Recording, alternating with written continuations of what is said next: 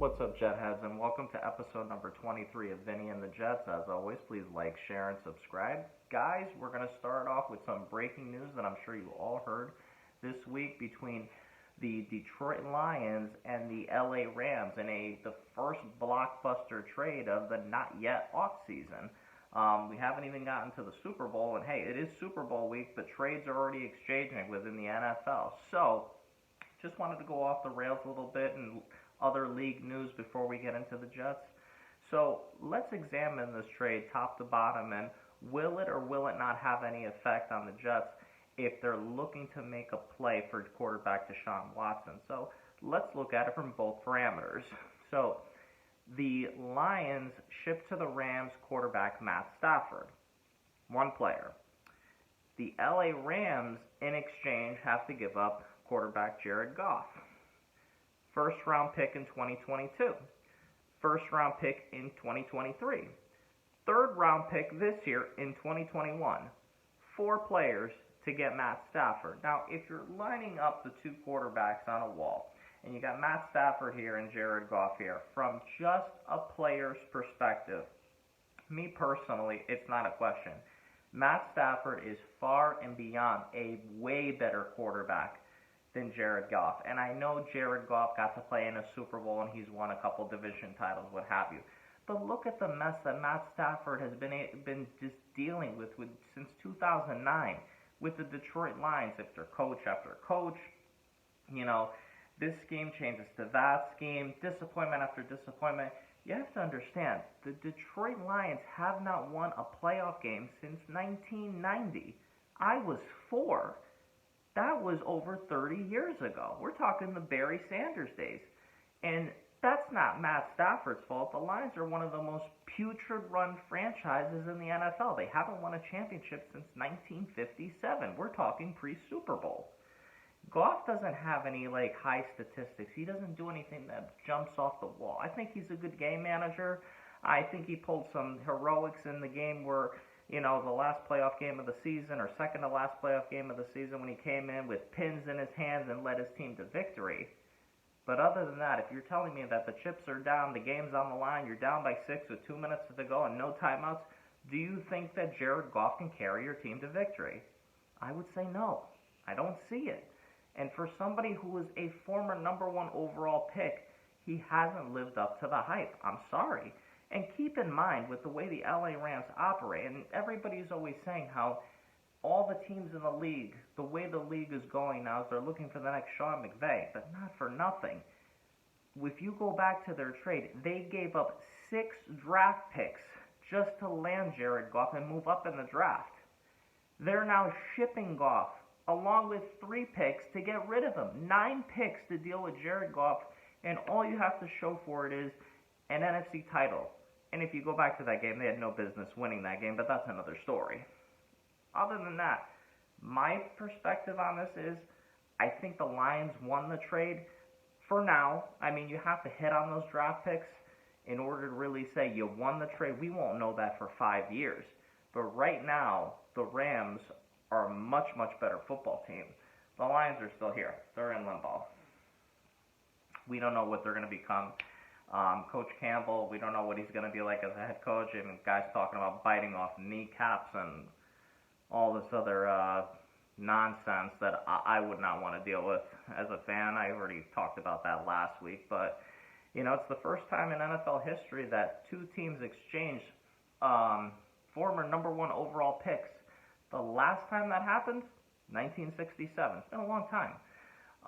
And the good news for the Rams is, from their perspective, they get to unload that ugly, ugly contract that he had no business in landing. And fans, if you go back to the Jarod Goff draft with the hype of who should go number 1, should it be Goff, should it be Carson Wentz, should it be Carson Wentz, should it be Jarod Goff, that draft looks awful right now. Neither one of them looks like a franchise quarterback to me. And that's why it's so important in this league that you have to have a franchise quarterback if you want to win. And that's why I think our New York Jets need to do everything in their power, not just to prevent Watson from going to Miami and having to deal with him for the next 10, 12 years, but to make sure that he plays for this team and leads this team and carries this team and brings more talent to this team and That's what would make this a sustainable program that people would want to be a part of, from the front office to the staff to the players to the fan base. So, with that being said, other news leaking this week that the Jets were in on the Matt Stafford call. I don't think they were going to make a play for him. He's 33 years old. I mean, say you make a trade for him, I think you're in win now mode. Because I think right now Stafford's got a 3 to a 4 year window, pending, of course, he doesn't get hurt. And he's had a history with that. But he plays through injury. That's what I really like about Matt Stafford. But we're still years away from building the type of team that the LA Rams have. So I think what Joe Douglas was doing was just his due diligence, picked up the phone and said, hey, what will be the price of a Matt Stafford, to gauge what the price would be for a Deshaun Watson, and ultimately with your own in-house talent, and evaluate what can you get for Sam Darnold, because teams have already been fielding calls for Sam Darnold. And if you're going to make a play for Watson, or anybody else for that matter, Darnold has to be the first person to move. What do I mean by that? If you make a play for Watson, and say the Texans want no part of Darnold, nobody's going to give you what you want for Sam, because they're going to say, well, you got your quarterback. Why should we trade for him? We know you want to get rid of him, so what the league will do is they'll let you just wait and wait and wait until you release the guy, get nothing out of him, and somebody will come in and just get him to the highest bidder. Now, that's not what you want. You have to move Darnold first, and ideally, I don't want Douglas to make the mistake he made with Jamal Adams and wait till the end of the draft. You got to move him now, because now is when the team needs to get fixed. I don't want to look at the 2022 draft, the 2023 draft. I want to worry about this year's draft. Now, if you look at the history of the quarterbacks in that class that have already moved, and I think of Josh Rosen immediately. He started less than a season for the Arizona Cardinals, and they easily flipped him for a second and a fifth round pick to Miami. Miami got rid of him quickly, so those were throwaway picks to them. But you could take assets like that and really start putting pieces around your new quarterback. And say you don't get Deshaun Watson, even with landing those extra picks. Who cares? So then you're drafting Zach Wilson or a Justin Fields or a Trey Lance or somebody else. You take those pieces and you start putting more young marquee talent around your quarterback to help build up the team. You need another guard. You possibly need another tackle if you chose not to bring back George Fant. You absolutely need another receiver on the outside, and I'm not exactly sold on Chris Herndon as being, a premier tight end in this league. Now, they're going to bring him back because he's still on his rookie deal and say, hey, try to prove it. Me, personally, I've lost all faith. The guy drops the ball, he fumbles the ball, he's hurt all the time, or he gets suspended. I would get rid of him tomorrow, but they're going to bring him back, and let's see how it plays out. Whatever. You can only hope for the best, but with this team, I don't hope for any miracles with that trash. So, back to Darnold. What would be the type of team that would be interested? Well, I looked at the landscape of the NFL, and ideally you want to get him out of the conference because you don't want to deal with him. And people are going to say, well, what are you afraid of, blah, blah, blah. I know, he's coming from our team. They know the system. He knows our strengths. He knows our weaknesses. But granted, we're getting a new coaching staff. I don't want him to get any information. Just let him go, try to find success somewhere else. If you're looking inside the AFC, this is the list of teams that I made. Houston's right at the top, and that's if Houston insists on factoring him into the deal to get Watson. That I'm okay with. I don't think that happens. I think you get more out of another team if you ship him somewhere else, but you got to do it now. So let's take the Texans off the table. I looked to Indianapolis right away. I don't know if the Jets would do it, because then in essence you're admitting that they completely fleeced you 3 years ago when they made the St. Patrick's Day deal with Mike McCagnon, sending over 3 second-round picks just for the opportunity to draft Sam Darnold, and it hasn't worked out. It's kind of like with, if the Texans were to beg Miami back for their 3rd overall pick. You really want to take it to that level and just, admit defeat? I don't think they want to do that. The only other team I could think of in the AFC would be the Pittsburgh Steelers. But the reputation they have, they know how to find marquee talent. And the last thing I want to do is help the Steelers continue to build and win more championships. I personally can't stand them. So let's go to the NFC, where I want to really ship them to. So these are the teams that come to mind. Right off the bat, I'll say the Washington football team. I don't think they run it back with Alex Smith. I think he's a good guy, great character, really stood up in that locker room for that whole team with everything they went through this past year. But I think his career is done. I would just walk away, especially coming back from a gruesome injury that he had with his leg. San Francisco, I think they're cutting ties with Jimmy G. And honestly, I don't think you find a trade partner for Jimmy G. I think ultimately they're just going to flat out cut him. And don't be surprised if he lands back in Foxborough with Belichick. Because I don't think Cam comes back. He's familiar with the Josh McDaniels offense. And they'll be able to get him on the cheap. It almost seems too good to be true for them. So San Francisco is another option. How about the Chicago Bears? You think they're going to run it back with Mitch Trubisky? I don't think so. It just amazes me to think they traded up for the rights to Trubisky. And who went after him in that draft? Deshaun Watson, Patrick Mahomes. Enough said. Moving forward, here's an intriguing team. The New Orleans Saints. Now, you have to understand, if you go to NFL Tankathon, they'll give you the draft order, constantly updates throughout the football season. Like right now, the only two spots that aren't locked in are 31 and 32, and that's pending what happens in the Super Bowl this weekend. So, I was looking up the Saints, and they actually only have 3 draft choices to play with. That's awful.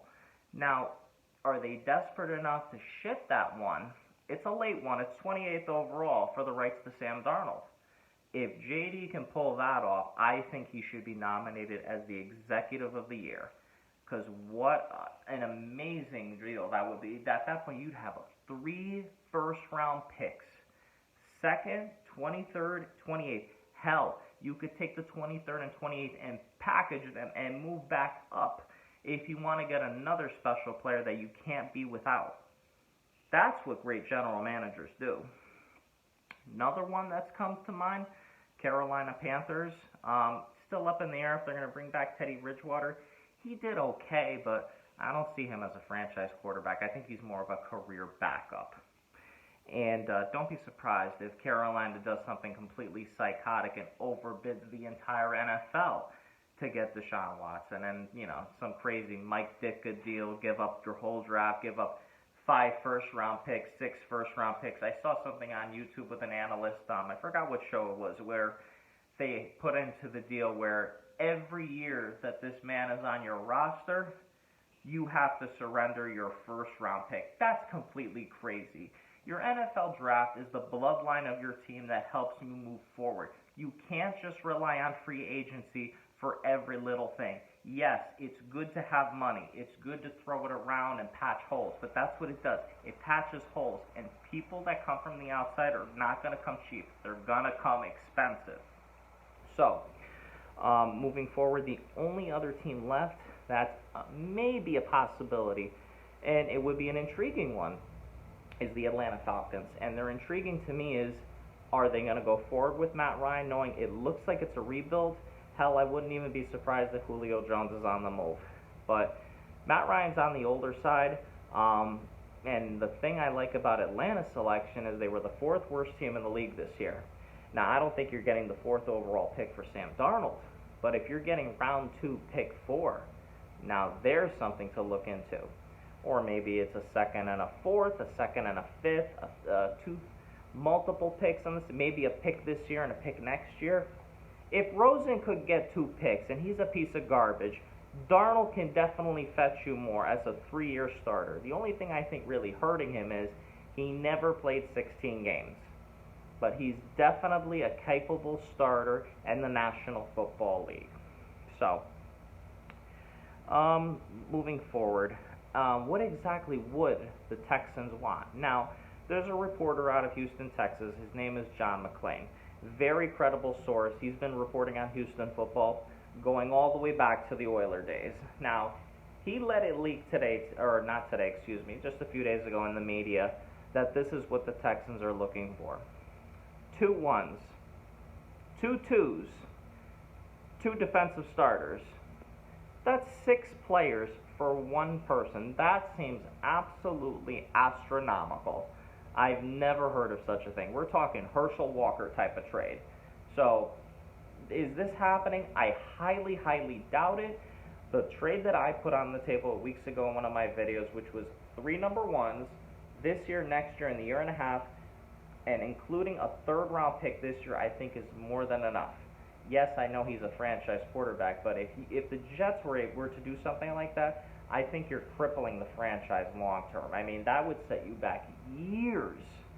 Even if you're the Miami Dolphins, do you really want to do that? That means you're going to the Super Bowl this year, if not minimum the conference championship, and you damn well better be winning the AFC East.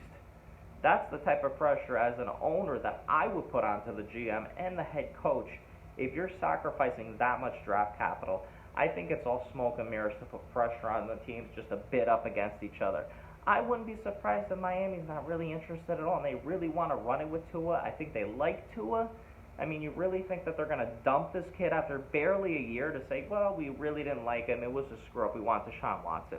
What kind of message would that send to the rest of the locker room?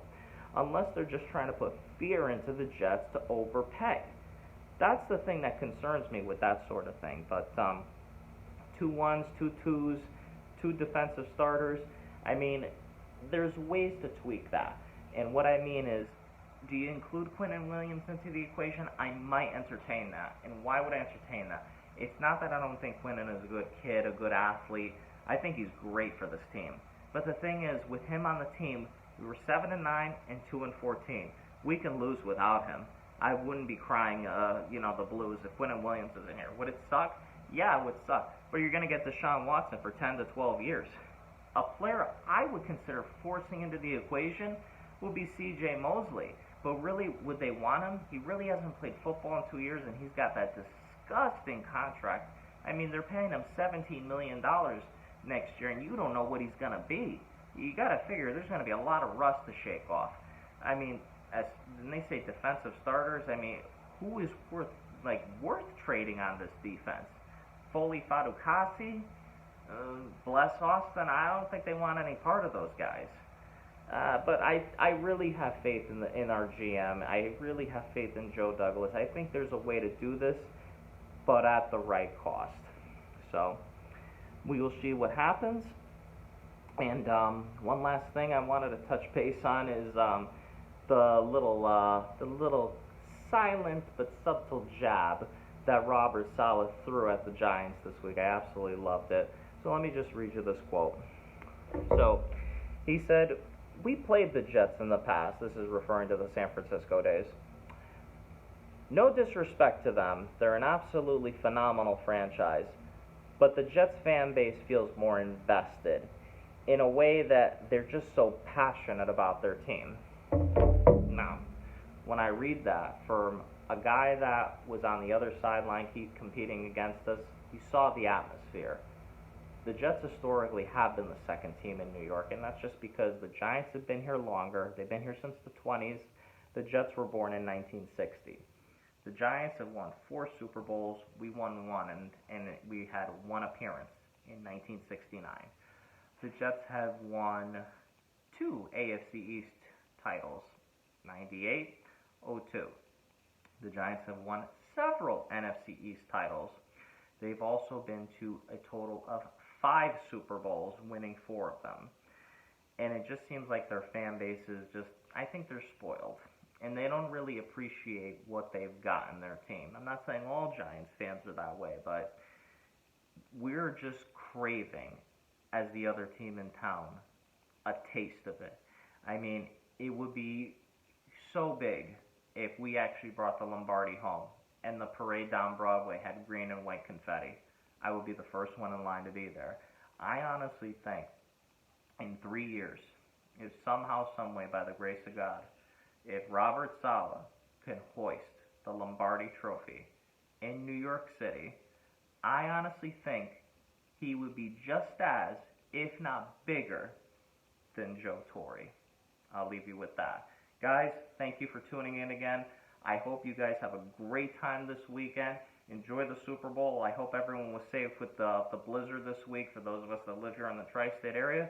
If you didn't see my video last week, my prediction is Kansas City's going to win, I think, I hope.